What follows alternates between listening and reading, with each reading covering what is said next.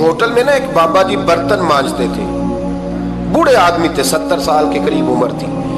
ان کا ایک بیٹا تھا، ایک بہو تھی، ایک پوتا تھا، لیکن وہ بیچارے بیٹا بیمار رہتا تھا تو لہٰذا وہ خود مزدوری کرتے تھے. کہتے ہیں ایک دن وہ بابا جی میرے پاس آئے، کہنے لگے میم صاحبہ 2-4 دن کی چھٹی چاہیے. تو میں نے کہا خیریت ہے؟ کہنے لگے میڈم میرا بیٹا فوت ہو گیا. بیٹا، آپ کو پتہ ہے باپ کا جنازہ پڑھنا آسان ہے، بیٹے کا جنازہ اٹھانا بڑا مشکل کام. کہتی ہے میں کچھ لکھ رہی تھی، میرے ہاتھ سے قلم گر گیا. میں نے خود گاڑی بھیجی، بابا جی گاؤں چلے گئے جہاں وہ رہتے تھے. کہتی 2-3 دن کے بعد میں اور میرا شوہر گئے تو رستے میں ہم باتیں کر رہے تھے کہ کیا تعزیت کریں گے. ایک ہی بیٹا تھا، کوئی رشتہ دار بھی نہیں، تو اس کی تو کائنات اجڑ گئی، کن لفظوں سے اسے تعزیت کیا کہیں گے. کہتے جب ہم گئے تو وہ ٹوٹی ہوئی چٹائی پہ بیٹھا تھا، کچھ لوگ قریب تھے. ہم نے جا کے کہا بابا آپ مسلمان ہیں، ہم آپ کو کیا نصیحت کریں، ایک ہی بیٹا تھا، کہ کس طرح کر کے ہم آپ کو تسلی دیں. تو کہتے ہیں اس نے آنکھیں کھولی، بوڑھی آنکھوں میں ایمان کی روشنی. کہنے لگا بی بی کیا تعزیت کی بات کرتی ہو، میں نے کوئی پیسے جمع کرا کے بیٹا لیا تھا، خدا نے فضل سے دیا تھا، عدل سے لے گیا ہے. میں اپنے رب کے فیصلے میں بڑا راضی ہوں. اللہ اکبر. وہ خاتون کہتی ہے کہ وہ بابا جی سے میں نے کہا کہ چلو آپ 1 مہینے کی چھٹی کر لے. تو کہنے لگا نہیں میڈم میں مسلمان ہوں، مفت کی روٹی نہیں کھاتا، مزدوری کر کے کھاتا ہوں، میں انشاءاللہ 2-3 دن کے بعد کام پہ آ جاؤں گا. کہتے ہیں وہ چند دنوں کے بعد آ گیا. اللہ کی قدرت کے ابھی 2-3 ماہ گزرے تھے پھر آیا. میڈم چھٹی چاہیے کچھ دنوں کی. میں نے کہا خیریت ہے؟ کہنے لگے وہ میری بہو بھی ہارٹ اٹیک سے فوت ہو گئی. کہتے اب میں بھی تڑپ گئی اور عیسائی ہو کہ میری آنکھوں میں آنسو آ گئے. میں نے کہا گھر کا دروازہ بند ہو گیا، اب یہ بیچارہ کیا کرے گا. وہ اپنے شوہر کے غم میں ہارٹ اٹیک سے فوت ہو گئی.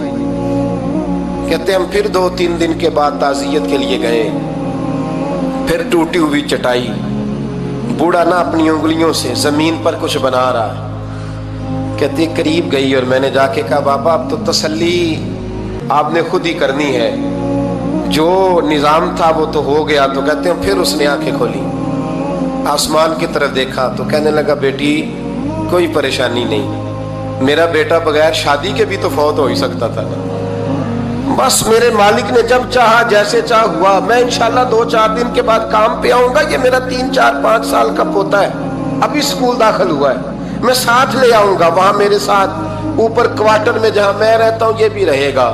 کبھی کبھی میں دیکھتی چھت پہ کھڑے ہو کے کہ دادا گھوڑا بنا ہوا ہے اور پوتا سواری کر رہا ہے. وہ سویرے اٹھتا اس کو سکول چھوڑ کے آتا، شام کو لے کے آتا، پیار کرتا، محبت کرتا.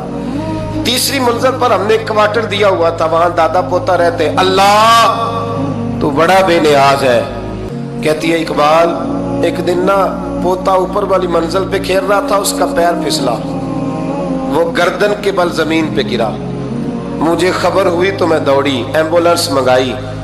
خون سے لتھڑے ہوئے اس بچے کو دادے نے اپنی گود میں رکھا.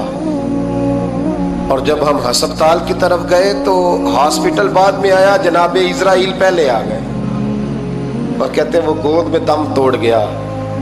پھر دادے نے اسے اپنے ہاتھوں سے غسل دیا، پھر اس نے اپنے بوڑھے ہاتھوں سے قبر کھودی اور پھر مٹی ڈال کے کہنے لگا انا للہ و انا الیہ راجعون. جے سونا ہی میرے دکھ وچ راضی، جے سونا ہی میرے دکھ وچ راضی. پھر سکھ نو چلے ڈاواں.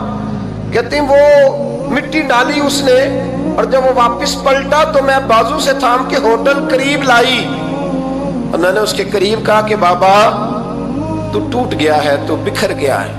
تو کہتے ہیں یوں اس نے ہاتھ رکھے اور یوں آنسو چھٹک دیے. کہنے لگا میڈم کیوں میرے اندر کوئی عقیدہ نہیں، میں کوئی لوارث ہوں، میرا کوئی رب نہیں، میں کیوں پریشان رہوں گا، میں تو پکا ہوا پھل ہوں. تھوڑے دن گزرے کہ قبر میں جاؤں گا اور جب جنت میں جاؤں گا تو اللہ میری بیٹے سے بھی ملاقات کرائے گا، میرے پوتے سے بھی ملاقات کرائے گا، میرا رب ساری ملاقاتیں کرا دے گا. میں اپنے اللہ کی رضا میں بڑا راضی ہوں. وہ خاتون کہتی ہے میرا اور میرے شوہر کا کلیجہ پھٹنے لگا. میں نے کہا بابا یہ جذبہ کہاں سے ملتا ہے، یہ سکون کہاں سے آتا ہے؟ یہ کیفیت کیسے ملتی ہے؟ مجھے کہنے لگا تو نے لینی ہے؟ میں نے کہا تو کہنے لگا تو بھی گنبد خضرا والے نبی کا کلمہ پڑھ جا، اللہ تجھے سکون عطا کرے۔